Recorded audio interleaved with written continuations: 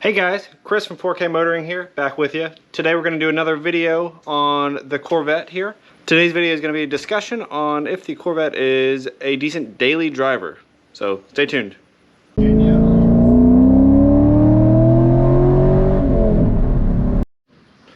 Hey guys, just want to throw out a quick thank you to you guys that have subscribed to the channel so far. We've hit our first major milestone at over 100 subscribers. Means a whole lot.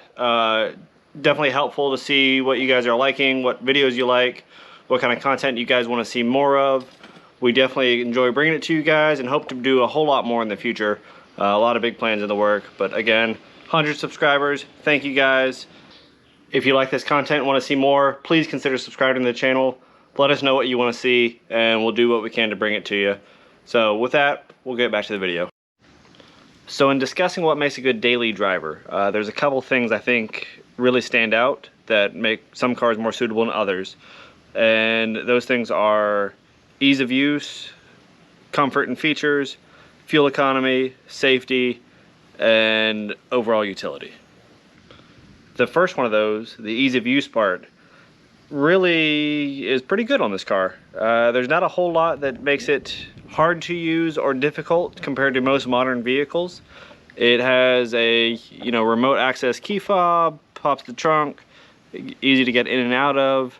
Some of the older Corvettes, and I guess you could say all Corvettes, are a little bit taxing to get in and out of.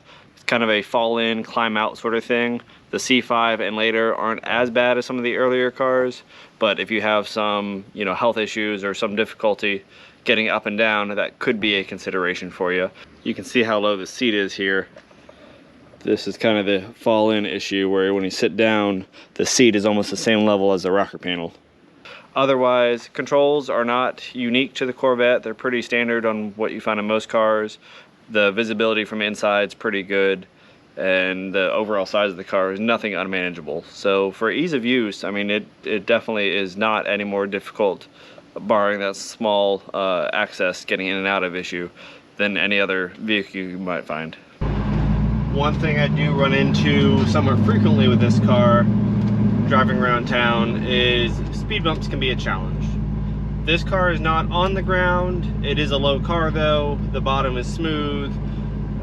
The front has an air dam that sticks down. It is flexible, but it does stick down and it does scrape pretty often. So if you're comfortable with that happening, not a big deal, but be aware it will happen pretty often in these cars. There's no front grille to speak of, so that air dam is important for getting air up to the radiator and keeping the car somewhat cool, even though these cars do run a little bit warm, but it's gonna scrape quite often. There's springs, there's flexible stuff. It's not gonna hurt the car. Over time it may need to be replaced, but day to day is not gonna hurt the car, but it will scrape a little bit. One of the cool things about this leaf spring suspension they have is that with a couple basic hand tools, you can actually lift or lower the car, change the ride height by just adjusting a bolt, which is pretty cool. You're not really going to get it to the point of not scraping stuff with the front, just because that does hang down so low, nor would you want it to, because it's important it does hang down low to capture air. But something to keep in mind, it will scrape if you're using this as a daily driver. Moving on to our next topic, the comfort of this car. It's actually pretty good. These seats, even for 20 years old, are pretty comfortable. They've got adjustments in ways that most modern cars still don't, so you can get them to fit your body pretty well. The car itself rides very smoothly. These leaf springs, the overall chassis, very comfortable to be in, both around the city and on the highway. The electronic suspension does make a difference, but it's not huge, so any version of these cars you get is good.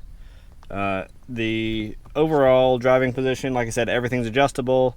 The AC works phenomenally in this car. I mean, it really is good. It cools it down very well, keeps it at a good solid temperature.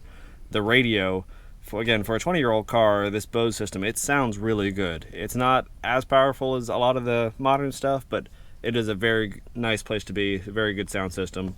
Overall, for your daily driving package, I'd say this has a lot to offer. The main drawback, again, being this cup holder. As I'm sure everybody you've seen Corvette videos on, talks about this cup holder. It's useless. It might as well not be here. I don't know why it is here. There are luckily a lot of options, like the one I've added. There are some that go back on the top of this tunnel here. There are a lot of aftermarket options that do work very well. So, not a deal breaker, but one little daily driver issue with just the base Corvette as it stands. Utility is a factor that must be considered in a daily driver car, and let me tell you, the Corvette is amazing. If you can stand having 2 seats, that's the one drawback. You're not going to get more than 2 people in here. If you're okay with that and that works for you, man, the storage in the back of this thing is awesome. The hatch is huge, it's easy to access. Go see it here.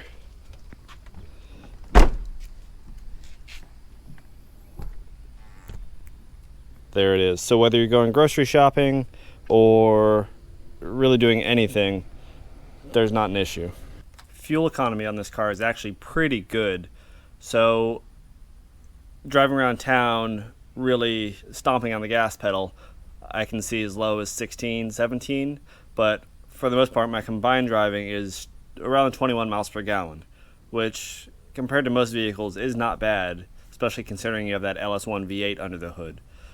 When you're on the highway with this thing, as I've mentioned before, you can definitely see 30 miles per gallon. Some people see a little bit beyond that, and that is a very real number for these cars, and that is amazing.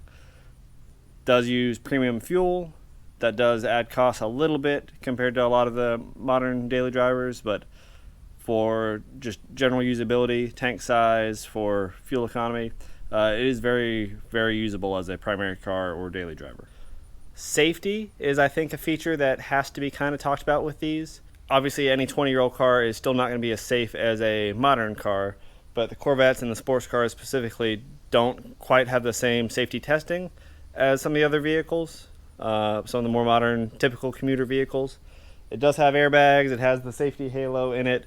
It is not a, terribly unsafe vehicle.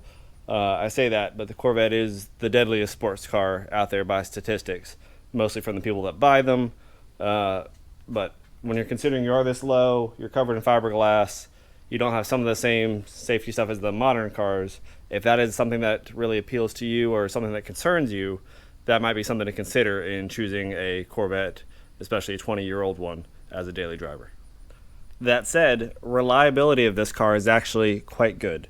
So this C5 Corvette has the LS1 V8.